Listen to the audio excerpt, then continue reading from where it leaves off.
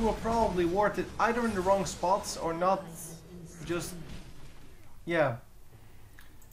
You either ward the wrong spots, which means that you still don't see where the enemies are, like is happening here, or you ward at the wrong time, and that hardly ever matters, but because having wards out is always good. It doesn't really matter when. But yeah, there are places, for example, where this tower is going to go down. It's as simple as that. Which means that warding over here is no longer necessary, because it's a useless spot to gank. Warding over here in this bush would be very much appreciated, because people are going to, well, either ward here themselves or they're going to try to come in through there. And if you ward there, it's way more useful for your team than warding further up into, or warding the enemy jungle basically.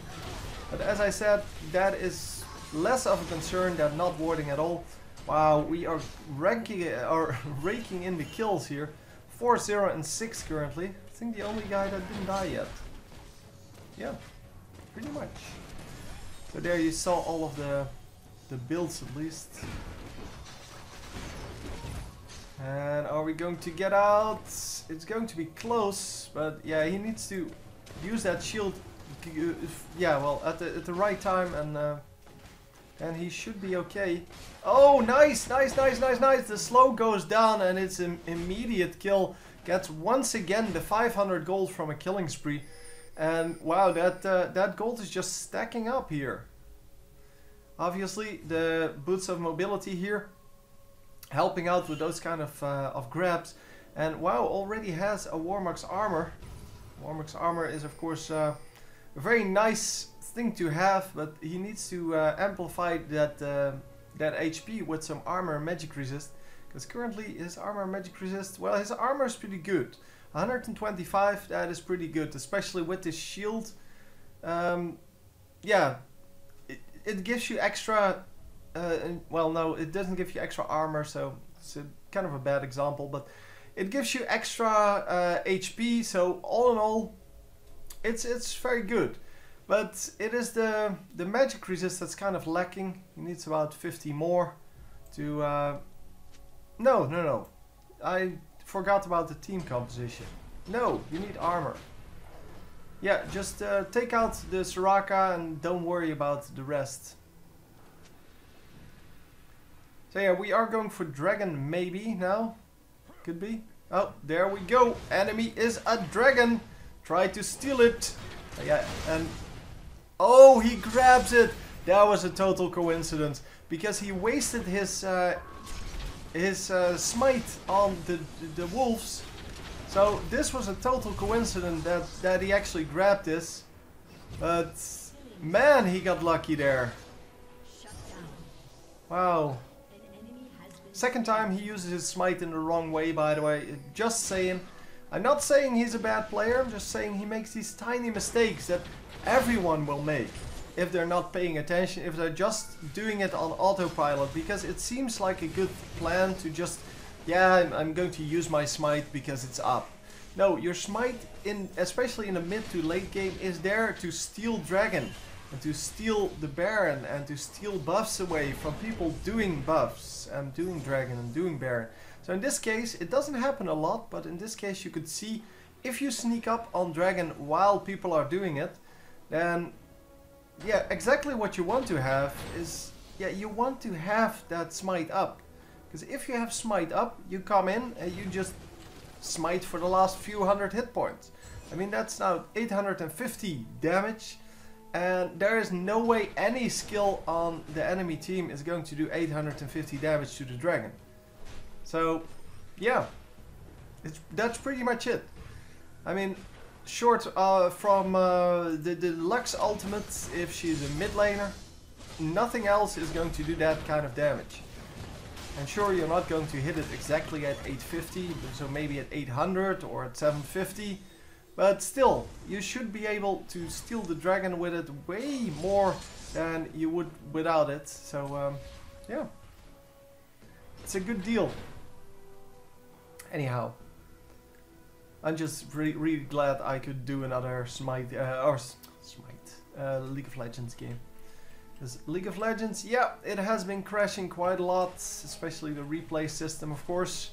Well, the game itself has no problems, because the game itself doesn't really care about what happens in the patches.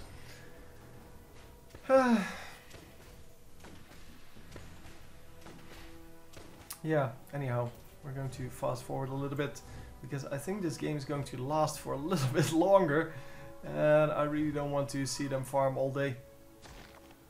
No! Why? Dragon was just taken down.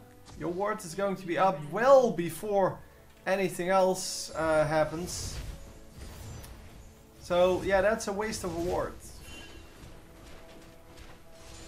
And that's, well, that's the example I was talking about. Warding that spot. So that's the second thing you have. As I said, you either ward the wrong places or you ward at the wrong times. This is the, well, it's not the correct place, but yeah, well, whatever. It's definitely the wrong time. Nobody is going to be here. There are 3 wards here, and nobody is going to go there because we're currently fighting over this turret. So why would you need to see the dragon? The dragon is not going to be up for another few minutes.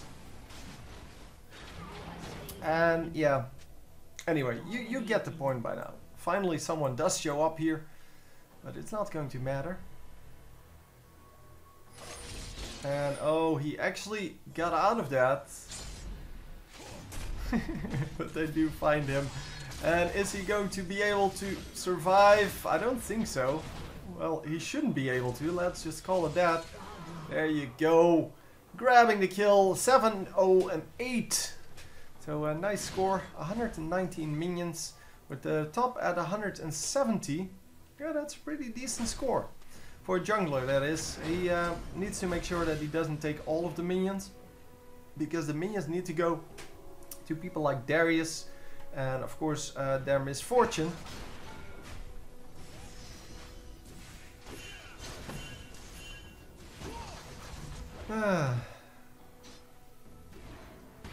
So anyhow, Darius currently 3, 4, and 3. Yeah, he's still lacking some items. I don't really understand how that is possible because he has so many minions. But yeah, well, he does have the frozen mallet, so that's good. And the brutalizer, which adds a lot of damage. So all in all, yeah, that's a good deal. And all he needs is just some time, I guess, to farm up a little bit, and then he's going to wreck faces and kill everyone on the enemy team. So I am going to try to get more games out. Well, not today. Today it's only going to be 1, because apparently you guys only watch 1 game. Even if I put out 3 games, people are just still going to watch 1 game. So yeah, there's no reason for me to put out more. But I'll try again tomorrow, and hopefully there are more games that work, because not every game works yet. I wanted to tell you that, but that is just the way it is. Why did Soraka get it? Yeah, they're asking it as well. Soraka getting the blue buff, but yeah, if you're 1 and 8, well, she is 1 and 8 now, but you're a support, then make sure you don't steal the blue buff. Because blue buff on Lux would have been so much better. But anyway, we're getting a big team fight here, and hopefully we can get an advantage out of this. But it doesn't seem like it, because everyone is so high HP.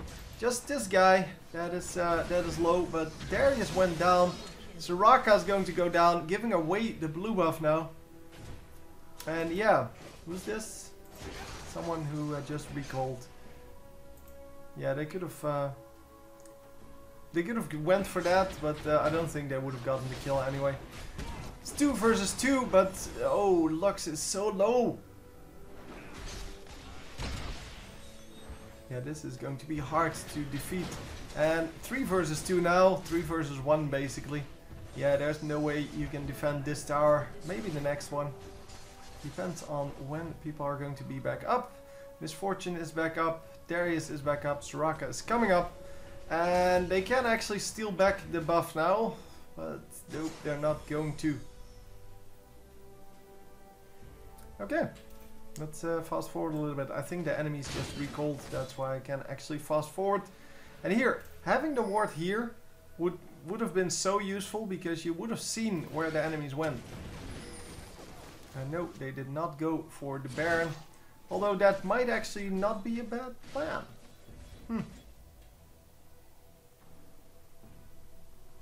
So, yeah, the blue buff. Okay, let's not steal this one, Soraka. Okay, she didn't. Excellent.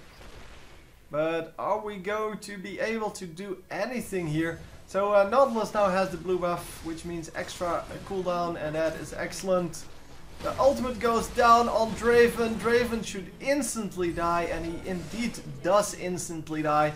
Come on, continue this. No, they're not going to be able to do anything against these amounts of HP. And this is of course the problem with the items that we're having. Well, we've been having that for quite a while. The items are all so tanky that you need so much damage to counteract for that, and that means that the carries are going to be even more squishy because, well, the damage is kind of based on, well, the average damage you need to kill someone. So the damage needs to go up because all of the items are very tanky, and that means that the carries are getting more squishy, which means that you need to give the carries some kind of escape or some kind of lifesteal or whatever, or armor, so basic armor like we do with Graves. But yeah, that is not the road you want to travel normally with a game like this, because if you give the AD carries inherent, well, escapes, then how are they going to get killed? And that's exactly what we see. Well, Tristana is not a good example because she's a really old one, so she already had that escape. Plus it's a really short range jump, and it's better used as an offensive tool anyway. But if you look at Graves, for example, Graves has such a good escape mechanism. Well, he has the dash, he has the extra armor, and I believe that's not magic resist, but I'm not actually sure. May actually be both armor and magic resist. And then he has, of course, the darkness, and yeah, all in all, he has just great escape tools, where as an AD carry, he should really be squishy. But yeah, if they didn't give him that, he would be too squishy, like Ashe, and he wouldn't be able to do anything anymore. So yeah, there's that. It's kind of a vicious circle. By giving people more armor, you need to give them more damage, and by giving them more damage, you need to give them more armor or an escape. And yeah, that kind of sucks. But hey, that's the way it goes. That's the way it goes. Anyhow, let us go into the mid lane with the entire team. 3 versus 1, and still Tristana just walks out. No problem. I don't know if Dragon already came up or... See, now it's a good ward, assuming that Dragon didn't already respawn and got taken by the enemy team. The ultimate goes down from... Wow, nice ultimate from Lux. But the ultimate from Nautilus actually landed on 2 guys.